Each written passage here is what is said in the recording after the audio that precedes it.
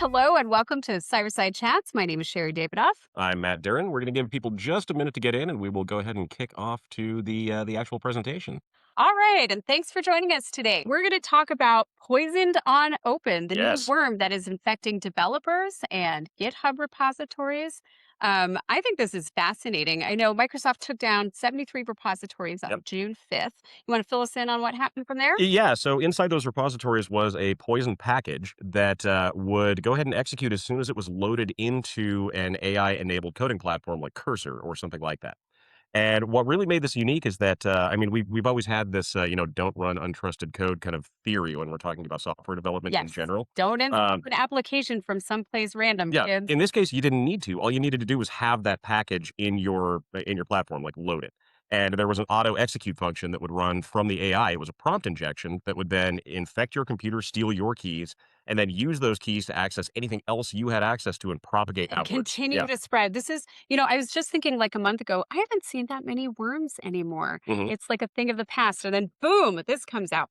It's the modern version Yeah. of the worms we were seeing in like 2000 and 2001. And in fact, like as soon as I heard about this, I was like, oh my God, this is like the old email worms from back in the day. Yeah. Because I don't know about you, but when I do a training, I still get questions from the audience saying, like, hey, can I get infected just from opening an email, not clicking the attachment? Right. And I'm happy to be able to say, no, that's, For the used most to part. be the case. For Yeah. the most part, no. Back in the day, though, back in like 2001, you absolutely could. In Yeah. fact, the Nimda worm spread around the world in 22 minutes. And one of the big ways that it spread was through a bug in the preview pane. Yeah. And there were a number of other ones. There was Bubble Boy. What were a couple other ones? Yeah, Love You virus, I think. Yeah, I mean, there's been a ton of examples over the years of zero-click, basically malware Yes. infections. I mean, Because back yeah, in the day, your email client could potentially execute code when you're just thinking you're opening something. right. And of course, since then, vendors have gotten much better about making it so you have to consciously run something. So now we don't see those email worms working in the same way that they used to. And we're just at the beginning of AI worms and learning the same thing all over again. Well, yeah, and I mean, the interesting thing here, and I think this was brought up in a couple of the blogs that talked about it was, I mean, when we're talking about things like coding platforms, or development platforms, I mean, oftentimes those are outside the scope of your normal logging and monitoring systems because there's new and untrusted code being developed there. So the fact that that kind of gives an open door for an attacker to drop in a package that can then spread further means it's much harder for you to actually like find. Right. Yeah. And what this means is that if you have someone on your team who's vibe coding, whether someone is in IT or some other area of your company, Which, let's be honest, we um, all have that, right? everybody is vibe coding these days, or Yeah. knows someone who is. Um, that person can get infected literally just by adding a code repository. Mhm. So this was targeting Cursor, Yep. VS Code. What were the other ones? I can't remember the other ones. I think those were the 2 big ones that it was going after because, I mean, that's a really popular combination of AI coding tools. Yeah, and Gemini Oh, also yeah, yeah, and Gemini. Claude, of course. Yeah. So those four, it was targeting, and it was actually leveraging things like the settings files that are automatically loaded when you open a repository. Yeah, the folder open, it's, an auto fire command that just runs when you add in those new repositories from either NPM or PyPI or any of the other, open source repositories you'd be pulling down from. And the cursor one was a little different. I know that was a natural language instruction. So that's also tying in with the trend we're seeing where, again, it's not like Trinity at the keyboard typing code. It's natural language prompt Yeah. injections that we're seeing. Yeah. New frontier, right? It's a new frontier and it's a new trend.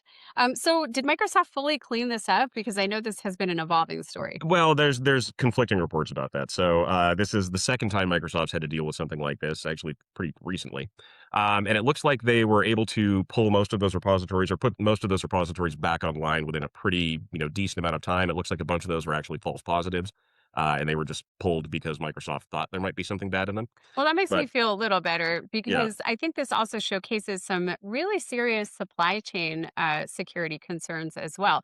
I mean, these weren't just random GitHub repos. no, These no. were, I mean, tell me about some of them. They were Yeah, they're Microsoft they're owned they're repos. trusted. I mean, they are Azure settings coordinators and document managers and things that would normally be associated with a lot of like Microsoft centric applications that people are building, like the agents that people are building in Copilot. like use a lot of these packages. So So, it makes sense. how did this worm get into Microsoft blessed repositories? I mean, kind of the same way like the XZ worm got in. I mean, it's abuse of trust. It's gaining access as a contributor to the repositories, or it's stealing credentials from someone who already has access, which Got is it. again how this one propagated.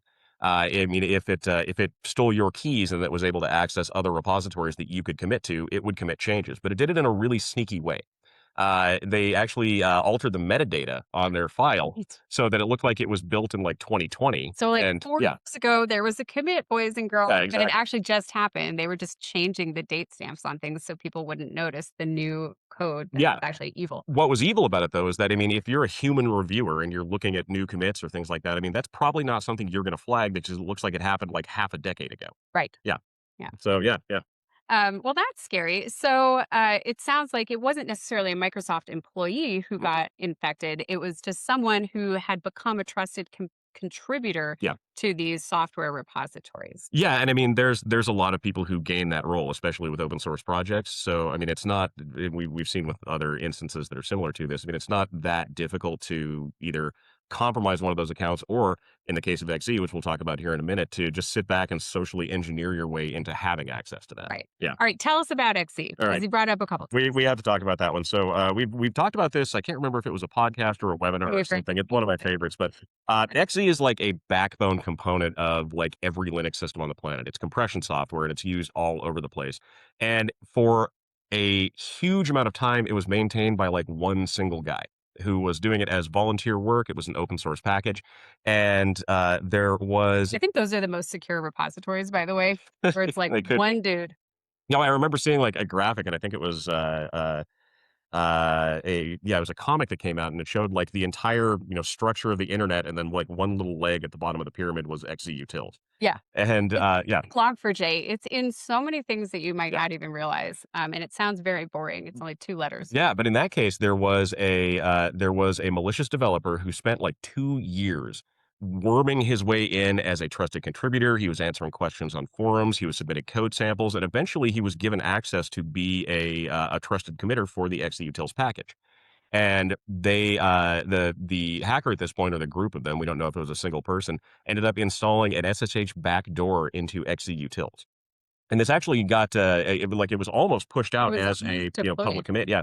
And the reason it was identified was sheer luck. There was a Microsoft researcher, Anders Friend, who was using this new unreleased package, kind of a beta version of it, and ended up noticing there was like a 500 millisecond delay in his SSH connection, which is not much. Like that's not something that most people are even going to notice in the first place, but he noticed it So and crazy. then ended up digging in, and he found where the worm code had been implanted into XE and was able to report it back, and they were able to pull back the package. But we were like a hair away from this being one of the biggest worm deployments in like all of cybersecurity history. At least there's a ray of hope in this, in that I think it is possible for us to train AI tools to detect things like this, hopefully. Hmm. Although, of course, AI tools could also be used to plant backdoors. Sure. As we're seeing. This also reminds me of the Amazon Q AI tool hack from Yeah. last summer, doesn't it? Yeah, yeah, that was a really good example where they implanted natural language that was supposed to wipe developer workstations. Yes. Yeah, it And didn't work. that actually got deployed to over 1 million developers. Yeah. Fortunately, it had a flaw in it, but it just goes to show you that not all of these are going to get caught before they're in production. Like, what don't we know about that's in production right No, now? yeah, right. How do we trust anything that we run? Well, this is why that bill of materials becomes so important when we're talking about software, especially if you're using a lot of open source packages. The S bomb. The SBOM, which Tell me about the S the bomb. SBOM, it's the ingredients list for the software that you're working on. And if there is a problem where you see one of these, large scale repositories has a flaw or has a backdoor implanted or could potentially, infect your workstation with malware, it's good to be able to know whether or not you're actually using that or the software that you just bought or had commissioned is using it. Because a lot of times that's kind of a blind spot for people. They don't necessarily know exactly what I guess, the underlying backbone of the software they're relying on really looks like. And Hmm. that can cause problems. I was just reviewing a vendor vetting questionnaire. And I think one of the things you always need to include in your contracts if you're hiring someone to write software for you, a web application, anything, is that SBOM, which Yeah. just require delivery of an SBOM when the product is delivered. Well, the nice part, if you're vibe coding, you can just tell your coding platform to make you one and it will totally go through and do it. Very good point, Yeah. Matt. Very good point. And although it'll probably leave off the malware that it implanted. I mean, Has backdoor. I guess we'll have to test that one, but, All right, yeah. my prediction for 2026 and 2027 is that we are going to see some AI coding tool planting a backdoor Oh, in popular probably, yeah. software, right? Okay. I mean, we could see that here within the next week or so. What do I win if this happens? I'll get you a bottle of whiskey or something. Okay, that sounds great. That sounds great. All right, should we go through some of our key takeaways and maybe talk them through? Yeah, let's talk through this a little bit. Do you wanna start us off? Yeah. So, I mean, the big change, and my what I learned from this is we have to recognize that just opening code, especially in an AI or vibe coding tool, can trigger an attack. It's Yeah. just like back in the day, 2001, where you had to be careful opening an email. Same thing. So, don't even open a repo in your vibe coding tool unless you really know that you trust it, Mhm. and be prepared for potential, worms or things like that. Yeah, the term sandbox really comes into play here, and that's, I think what people really need to realize is that if we're looking at, code that we don't trust, even if at this point, if we're just looking at it, having it in an isolated environment where we can verify whether or not there's going to be some kind of, unintended consequence from just having it, is a pretty big thing. Right. Yeah. Yeah. Exactly. The other thing too, we need to govern AI coding tools like privileged software because realistically they are. If we're looking at a coding tool that a developer, especially a high level developer in your environment, is going to be using, they probably have privilege for a lot more than they likely need, and that is what a lot of these kind of backdoors and attacker tools kind of depend on. They look for that overly permissive access, and they utilize that to either spread through the network or move outward. In this case, to other repositories. It's interesting to me that we're seeing so many attackers targeting developers right now. Hmm. And I think part of that is because developers are not as tightly controlled as other folks in your organization. Yeah. And a lot of developers these days are running vibe coding tools and just trying to make it convenient and easy. Like, yes, vibe coding tool, you can run anything, you can access anything I can.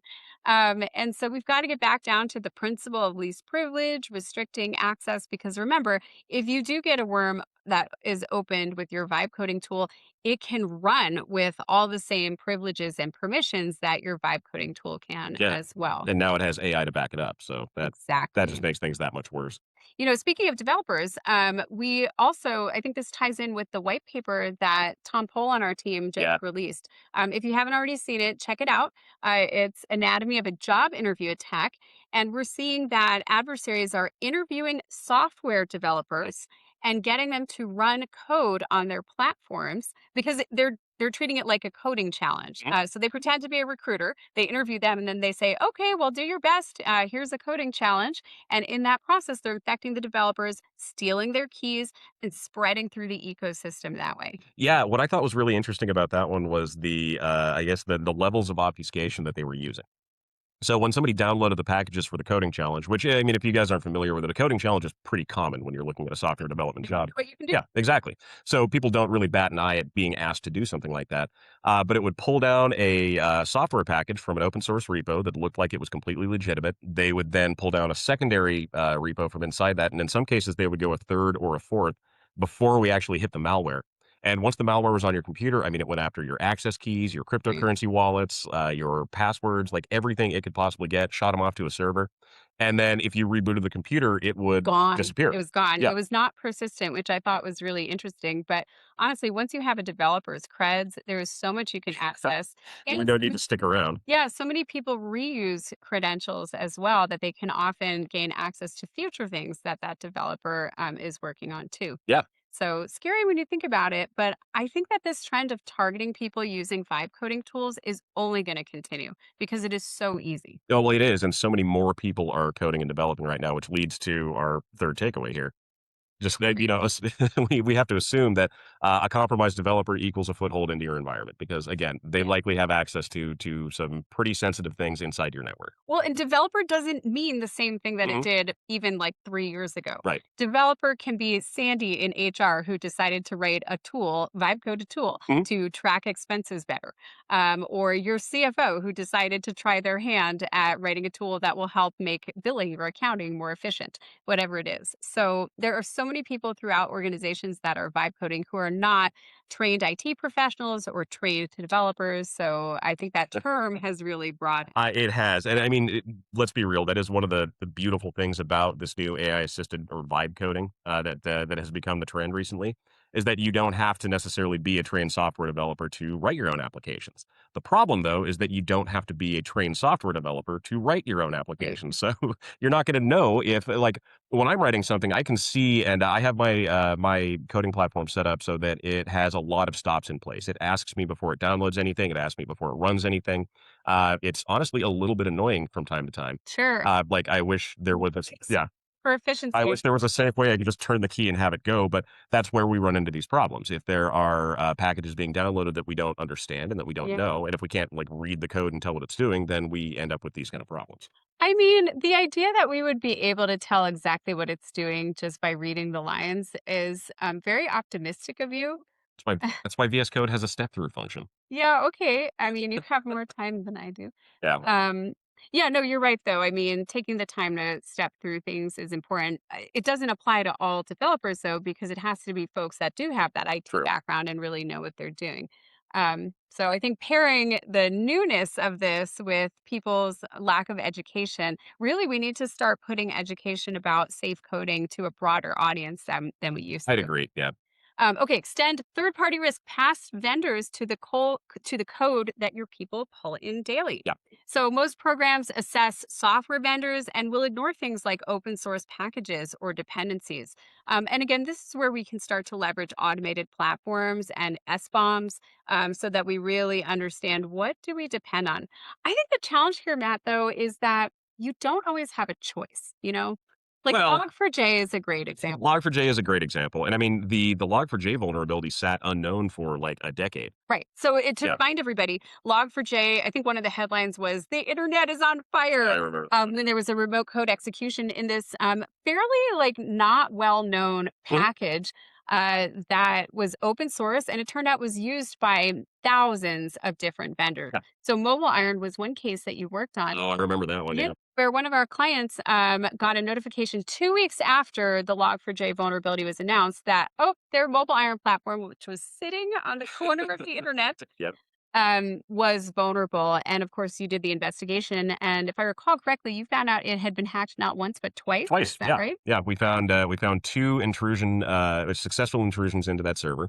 One of them, put in a variation of the Mirai botnet, and the other one put in a Monero miner. So Right. they had a crypto miner running on one of their servers, and all of it was because this Log4j vulnerability was sitting unknown in the software they were using. I mean, the vendor themselves, it took them 2 weeks to figure out they were vulnerable to it.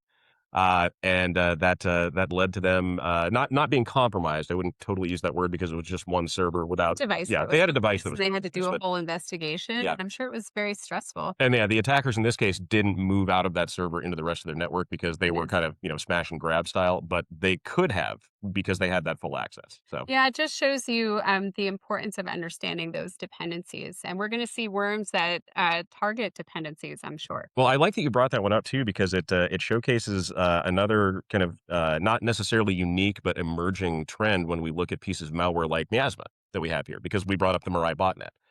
Similar to Miasma, which originally was a worm that was open sourced by a group of hackers called Team PCP, and then was evolved somehow into this. The Mirai botnet's very similar to that. It was a piece of malware that was open sourced out to the internet, and then people just built on it. Miasma is very similar to that. So, yeah, Interesting. yeah, Well, let's get back to how this happened because Microsoft wasn't hit just once, they were hit twice. Yeah. twice. Yeah. Do you want to tell us about the other time? And maybe we can talk about why it recurred Yeah, I mean, the other time was a very similar kind of incident. There this, was, this year. yeah, May of this year, yeah. There was, again, a trusted developer or someone who had access into, a commit function for these open source software packages that was either compromised or, broke bad or something like that. And they ended up doing a very similar kind of attack pattern. They changed the code so that there was now a malicious callout that would then install malware on your computer if you utilize the system. This one wasn't quite as malicious because it wasn't just bringing in the package that triggered it. You actually had to run the code, Hmm. but it was the same basic kind of attack pattern. And I think we'll see a lot more of this happening because as we've mentioned, I mean, the more people that are coding, the more people that are developing applications, the more there is a need for these open source software packages. Because Yes. I mean, if you want to put in simple functions into your application, you don't need to reinvent the wheel every time you do it. Odds are good, especially at this point, somebody's built a software package or a dependency package that will handle that for you. So why not use it? Yeah, But you absolutely. just have to be really careful about it. Well, and I know part of why the speculation is that part of why Microsoft was hit a second time was because credentials may not have been Oh, fully sure, yeah. rotated. Hopefully. And so that's a key takeaway here as well. When there is a compromise of a repository that you know about, maybe relating to even your organization, make sure you are fully rotating credentials, whether Yeah. they're keys or tokens, or if you have a developer, a vibe coder in your organization that has a compromise, just make sure you rotate that. I was also just speaking this morning with some folks about the importance of scanning for secrets Mhm. in GitHub, and you can leverage some of those built-in capabilities. Well, look at Pocket OS if you wanna see, like, the bad things that can happen if you just have an exposed secret out there. Yes, Yeah. anybody could take it and potentially use it. Yeah. So, anything else on this topic? I mean, I think that's gonna cover it for today. I mean, this is gonna be a This is developing going to kind of attack path, so we'll developing yeah. attack on We'll developers. yeah, we'll be talking about this more, I'm sure. Well, I just want to call it out. It is a trend. Yeah. Targeting people who are developing is a trend that I think we're going to see more of over the next year or two. So watch out for that. Yeah. Thank you so much for tuning into Cyberside Chats. Please like and subscribe. We're going to hang out and take some questions. Yeah. How's that sound? Oh, that sounds great. Ooh, we have one. Okay, go for it. Okay. What is the single most important action organizations should take right now to reduce the risk from attacks like miasma? Turn off all of your vibe coding Yeah, tools. just get rid of AI completely. I think education, Yeah. honestly, because most organizations are not yet at a point where you can lock things down with technology. Everyone's just trying to wrap their arms around this. So I think number one, just educating people, share our podcast with anyone developing. No, in all seriousness, make sure that anyone who is vibe coding, broaden that word developer, make sure anyone you know who is vibe coding is aware that just by opening a repo, you could potentially get compromised. Yeah. And so you want to limit your privileges. We have another Yeah. question. If one developer workstation is compromised, how far should we assume the blast radius extends? That is a great question. I did so working in IR when we look at a compromise inside of a network in general. We normally start off by assuming that basically everything's been compromised, and we work backwards from there. Uh, That's yeah, really depressing approach. it is, So but like a yeah, glass is almost entirely empty kind of guy. yeah. There's nothing in the glass at this point. Yeah. No, when we look at a developer workstation, I mean, if you have controls in place that limit what that developer has access to, if you have a good, I guess, inventory of what repositories they can get into, what permissions they have, I mean, that can go a long way towards determining what the potential spread might look like if their workstation is compromised. If you don't have that, then I mean, I would almost say, assume that it hit everything else in the environment and start cleaning out. But this goes towards our last kind of key takeaway here. If there is an exposure of credentials, make sure that those get rotated quickly. In fact, you should be rotating credentials periodically anyway. Yeah. That can be a bit of a pain when it comes down to accounts or other non-human entities inside your environment, but it is still really important because we don't want to let those things stagnate and just sit there. There's also some speculation that whatever contributor introduced this worm, and it may have been more than one, Mhm. um, was recompromised. And I think that's something you have to keep in mind as well. Because if you have a developer workstation that's compromised, you clean it off, you get them back up and running. Guess what? If the worm is living in GitHub, you can get recompromised again. Yep. And it might have spread to any repo that that developer had access to. So that's why Microsoft proactively took down all of those 73 different Yeah. repositories because they needed to pull everything that might have been Oh yeah, infected. I know they pulled the plug on those things. That was the smart move on their part. Another question is there one vibe coding platform that you would recommend that's better than the others at security? That's interesting. I haven't felt that any one of them is proactively addressing these issues as much as I would like. Yeah.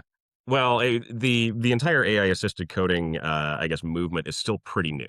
Well, they're trying to get people excited Yeah. and to make it really easy. Yeah. So, I mean, who among us hasn't said Claude dangerously, what is it, dangerously skip permissions? Yeah.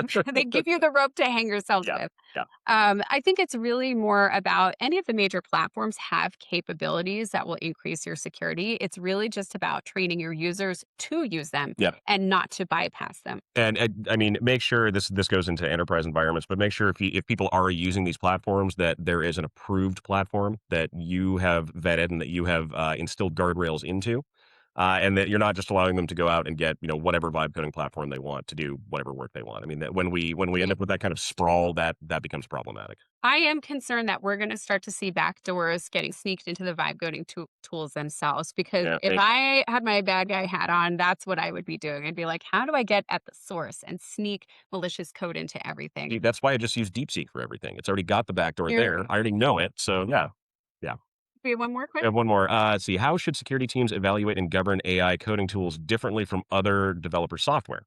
Ooh. That's a good question. I don't think that I necessarily would say it's much different. I'd say they should both be viewed with the same amount of scrutiny and both have pretty tight controls on them. You should evaluate everything to the maximum level of security. No, I mean, obviously, everybody has limited resources.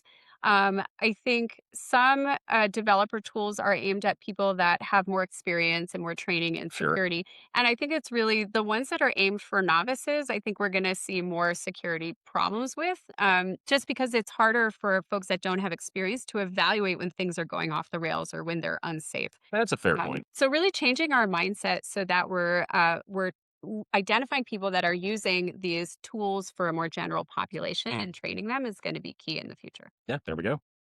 All right. All right. Well, really interesting developments this month. Thank you so much for tuning into Cyberside Chats. Please like and subscribe and share with your friends, and we'll see you next week.